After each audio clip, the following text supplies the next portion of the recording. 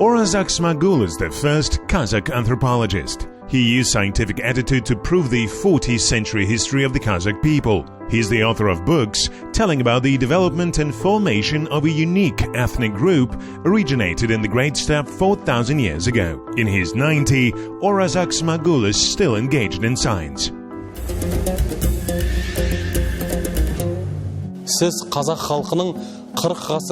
From your point of view, what is the connection between modern Kazakhs and those that freely moved along the Great Steppe for 40 centuries?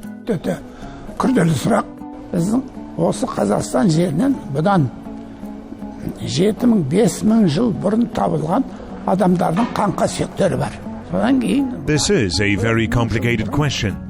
The chronicle of the history of human civilization should not be based only on aspects of language, culture and politics. It should take into account the physiological evolution of man, his way of life, because nature and environment, family ties and the type of professional activity also influence people's development.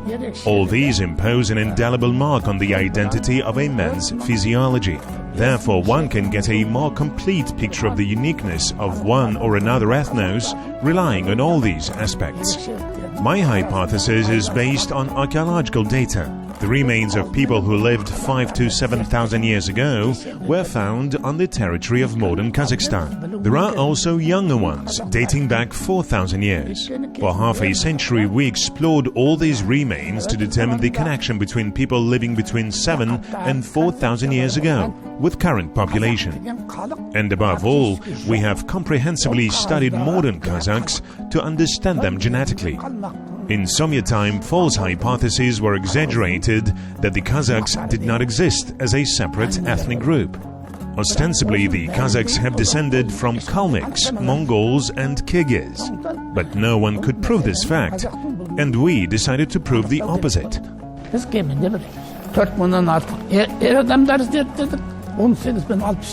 We investigated more than 4,000 modern men aged from 18 to 60 years and 3,000 women from 18 to 55 years. Comparing the results, we determined the structural features of the morphology of the teeth of the Kazakhs, which have their own biological history. Permanent teeth are formed at the age of 12-13 years, and we investigated how they develop up to 17 years. We compared the results of similar studies from the Mongols, Kalmyks, Bashkirs, Uzbeks and Russians.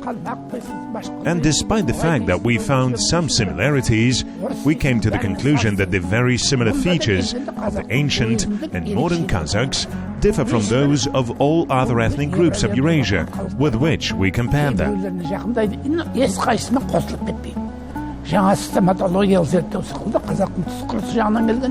Өзіндік статусы барлығы нақтыланды. Ал енді осындай зерттегеннен кейін біз көне заманның адам зерттеуге ұмтылдық. What are the most ancient remains that you have ever investigated? Neolith'ten арқылы бізді бұдан 7,000-нан артық. They refer to the Neolithic Period. The remains of people who lived on the territory of Kazakhstan before the Neolithic have not yet been found. And if they exist, they will most likely belong to the Stone Age, which will be a great world sensation. Therefore, we started from the so-called Bronze Age, 4,000 years ago BC, the very first Iron Age, 3,000 years ago, the Ancient, 2,000 years ago, the Turkic period, 1,500 years ago, reached the Middle Ages and investigated to the period of Genghis Khan. The dynamics of development in these periods led us to the appearance of modern Kazakhs. If you dig deeper, where did the ancestors of the Kazakhs come to this immense land? 4,000 жылдың ішінде біздің жерімізге сырттан ауып келіп иелік жасайтын тайпалар болмаған. Және осы 4,000 жыл бойының ішінде мекен етіп жатқан жергілікті 4,000 years ago, there were no tribes that came from outside and began to rule this land. In the reporting period, the local tribes did not migrate anywhere. Therefore, having examined the dynamics of the remains of each historical period during 4,000 years, we wrote a book about the development of the Kazakh ethnos. We are not interested in the Chinese, Byzantine and Persian writings. Because they do not provide any scientific evidence. All that is written there is an unfounded fiction that served their political interests of the time. Therefore, we must be skeptical.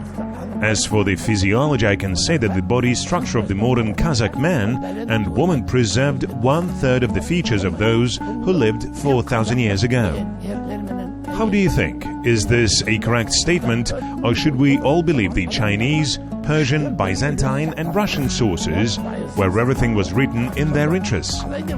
Our history is a biological history, and not at all a political or even civil history. This is a biological history that shows how people lived and developed on their land. No one can tell us or say how and what happened. To teach us, they must have irrefutable scientific evidence. Бұған ешкім қолға соғып, мынау былай емес деп айта алмайды. Ол үшін олардың қолында біз жинап алғандай материал болу керек. You are already 90 years old and you are still engaged in science. Can you tell me what are you researching now? Қазір зерттеп отқаным біріншіден осы. Now I am completing the publication of my research in the Kazakh language. It is already in printing. Its handwritten version includes 440 pages. The book is called Kazakh People and Their Ancestors, and it describes the entire biological history of the Kazakh people. Their morphology, physiology and much more are indicated there. This is the result of our scientific work of more than 50 years. In addition, I have the data of the excavations in Nur-Ata, which were carried out in 2005. This place is in Uzbekistan, where the grave of ITKB is located. In 2005, having received the permission of the Uzbek government, we extracted his remains, examined them and returned everything back. Now we want to publish the results of this study.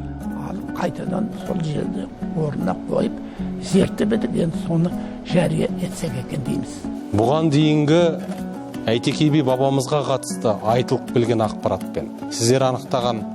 Did the studies differ from the information which we owned before? Сіз дұрыс сұрақ қойып отырсыз. Соңғы 3 ғасыр бойы туралы ITKB Қазақстан өңірінде ауызға да алынған жоқ. Патша заманында, Совет заманында. You asked the right question. In Kazakhstan, no one talked about ITKB either in Tsarist times or during the Soviet Union over the past 3 centuries. Of course, after gaining independence, they began to talk about bees, and especially about ITKB. But all the narratives were based on folklore and legends. However, there was no specific and reliable information, and we simply had no choice but to believe the oral stories and legends about ITKB. We believed them because all these legends were imbued with such wisdom, philosophy, which could not come to an ordinary person. These were the words that belonged to an unbelievably wise man, and the people remembered them and passed them from generation to generation.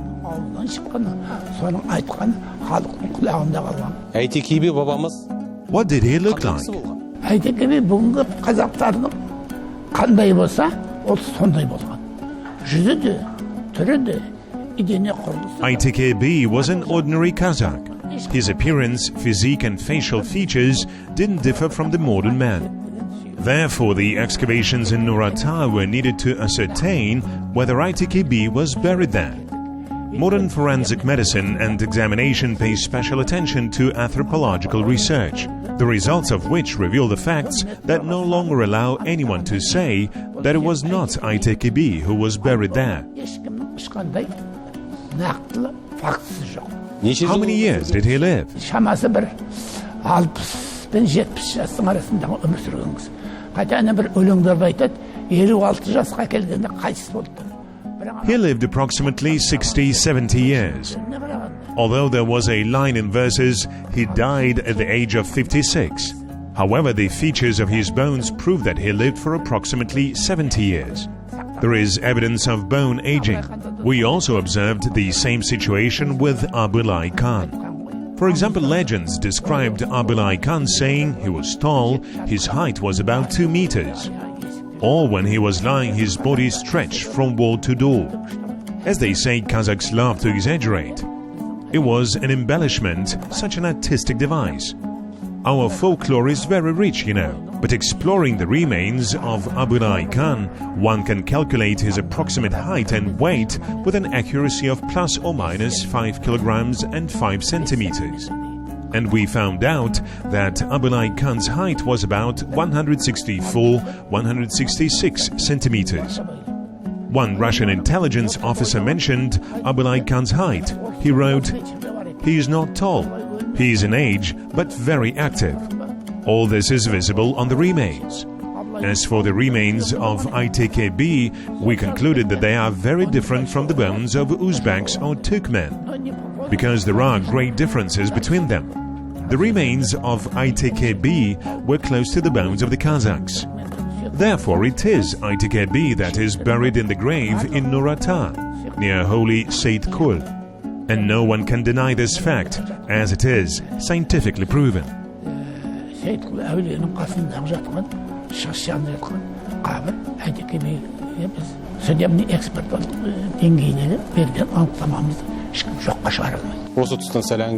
Let's pause our conversation for a minute and watch the video we prepared.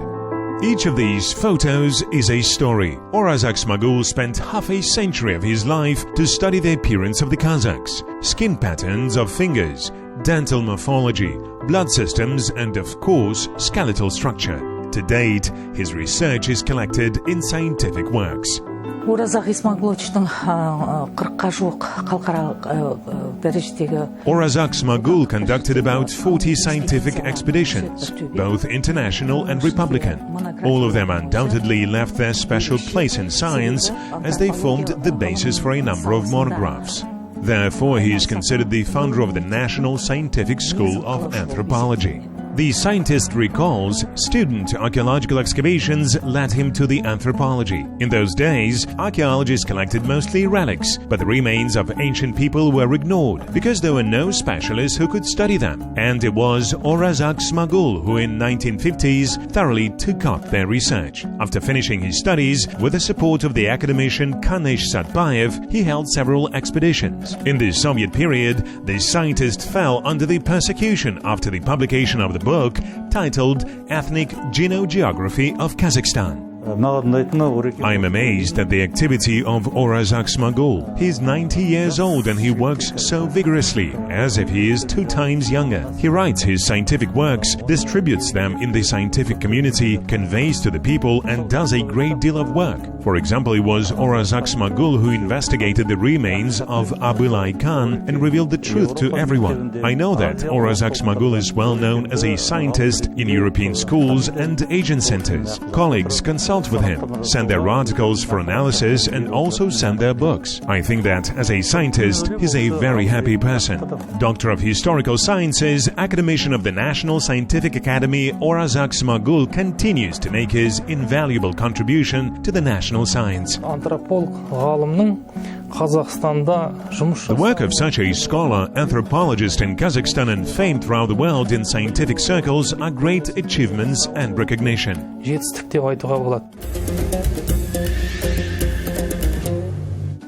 Were there any scientists who tried to doubt the results of your work?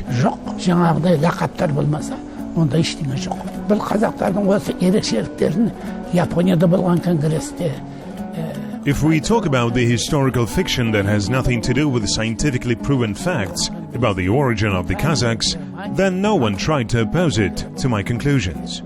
I have repeatedly reported about them at various congresses in Japan, China, India, Turkey, Italy, Germany, France, and the US. And everyone was surprised. Everyone said that the opportunity to explore very well-preserved remains is a great success. In other places, the remains of the deceased were cremated. We did not have this, and this is the greatest gift from our ancestors, because now we have the opportunity to compare their remains with the biological material of modern Kazakhs, who in biological and genetic terms are very similar to each other.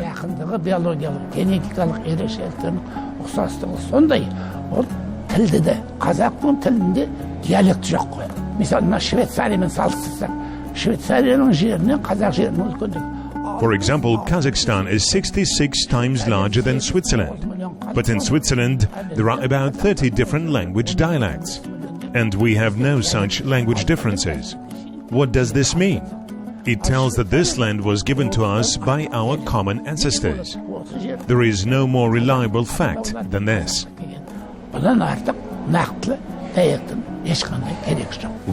How many nationalities have the same deep roots as the Kazakhs?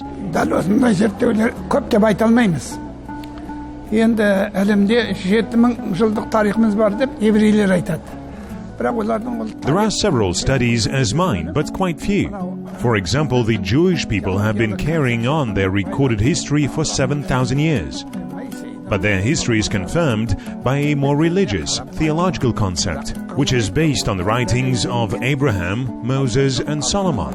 And at least I am not aware of the scientific validation of this theory. We have a 40 centuries old history proven by studies conducted on the remains of bones of people of that time. The structure of their skeletons and studies of the evolution of the human skull developed from those ancient times to the present day. Over the past 500-600 years, the structural features of the Kazakh skull have not changed either morphologically, physiologically, or genetically. Now people can marry different nationalities. But such a mix in the general growth dynamics of a certain nation has no meaning and does not influence on the general course of preserving the characteristics of a particular ethnic group. As they say, a drop in the sea.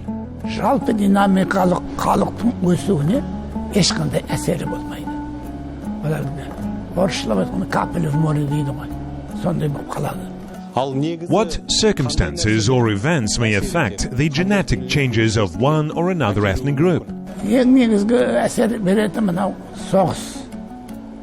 Soğuqsың әсерінен халықтардың көбі құлдыққа пленге алынып кетеді. Екіншіден жеріне басқа елдің, өңірлердің тайпылары келеді. The most important factor is war. During the war, many nations are captured and enslaved. Secondly, tribes from other parts of the world come to other land and arrange their order. Such circumstances can greatly affect. But nationalities that live on their own land are relatively isolated from external influences. They develop, do their craft, feed on the traditions of their ancestors. They can only have epochal changes, that is, evolutionary. Such changes cannot dramatically change the genetic characteristics. Biological peculiarities of a person do not change due to one or another political epoch. Neither politics nor culture influence their development. Only stability is necessary for a smooth evolutionary development of an ethnos as a biological species. Autonomous genetic development of the ethnos will proceed if one area has stability. Otherwise, people will have to migrate, run to other places without stability. The peculiarity of Kazakhstan is that we do not encounter such changes. The strength and peculiarity of our ancestors is that they were constantly attached to their land and devoted to their native land. For example, there are more than 40 million Kurds in the world, but there is not even a small patch of their land or country. Earlier, their ancestors in Western Asia undertook invasions and did not think about their land, and nothing changed in the modern world. In the 15th, 16th centuries, all lands in the world were already long ago distributed, and research of the remains of people of that era show how the Kazakhs could save their lands at that time.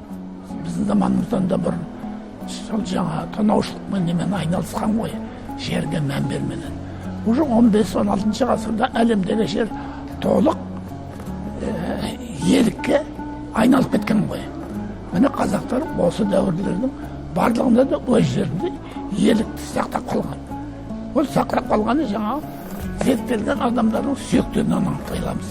Біздің қазақтың антропологтары. In your opinion, what problems should be studied by Kazakh anthropologists at the present time? Біздің қазақтардың келешектегі антропологтары енді біз жаңа морфологиялық We conducted a detailed, complex morphological and physiological studies, and now we would like future Kazakh anthropologists to investigate genetics. That is, to explore the current generation of people, genetic material taken from the remains of our ancestors, and all the data brought together. It is necessary to generalize. They will do so anyway. Soon we will witness it, because morphology and physiology will not develop further without genetic substantiation. As a human scientist, I want to know everything, how it was in this or other area.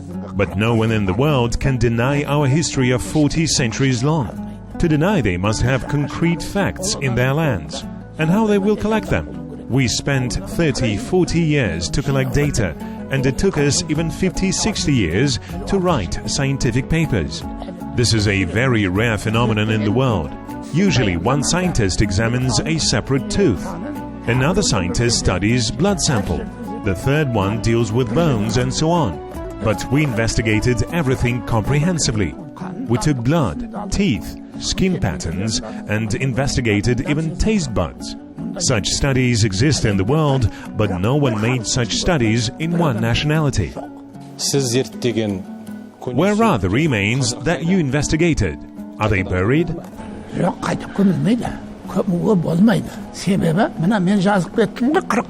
No, they cannot be buried because I talked about 40 centuries of history. No one knows what time it will come tomorrow, what the law will be like. They can say tomorrow that we haven't had it all in these 40 centuries. People will require evidence, and we shall be able to present it. Otherwise, they won't believe us.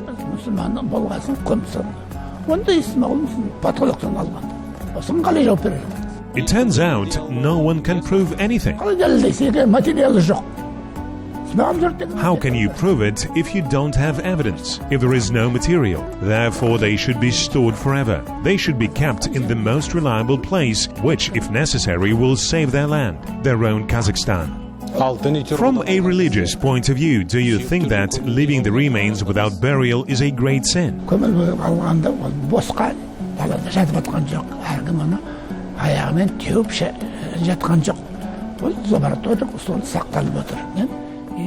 If they are not buried, it does not mean that they are lying somewhere on the street. Nobody kicks them, and they are not scattered anywhere. They are stored in the laboratory. When I was in India, I asked the Imam of the Jama Masjid Mosque, I'm a scientist. I conduct research of alive people and also research of the dead. How sinful am I? And he asked what benefits I got from this. I said, I don't get much benefit. I get academic fame. I have now proved the land belonging to my people. He replied, if you do research in the name of science and for your people, then there is no sin. I asked the same question in Turkey. Then the mullah replied to me, if you put your work up for auction, strive for wealth, then it's a sin. But if you do it in the name of science, then it's your job. You can criticize and compare science and religion. So even Albert Einstein rejected a conflict between science and religion. According to him, science without religion is lame. Religion without science is blind. You see, such scientists have never compared religion with science.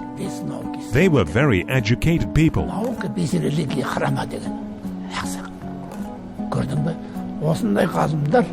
Дін мен ғылымның арасына сына қақпаған адамдар өте өнегелі адамдар. Марқұм академик Сатпаевтың тікелей бір осы қазақ антропологиясының дамып өсуіне қол ұшын бергеніне марқұм иманды болсын деп тілек айтамыз. Өйткені Academician Kazakh Satpayev made an invaluable contribution to the development of Kazakh anthropology. We are grateful to him. Let him rest in peace. He directly supported and presented the ideas of a comprehensive study of the history of the Kazakhs. Thanks to Kazakh Satpayev, 12,000 rubles were relocated to the expedition in 1958 to collect the remains. At that time, 12,000 rubles were worth 4 Moskvich cars. Even academicians rarely saw such money. He paid so much attention to the science, and probably he really wanted me to master this knowledge. Today his wish is fulfilled. If Kazakh Satpayev was alive today, he would enjoy such scientific achievements more than me. ол кісі менен де артық қуанар еді деген ниеттеміз. Уақытыңызды бөліп бізге сұхбат бергеніңізге үлкен. Thank you very much for your time and very interesting conversation. Thank you. Рахмет.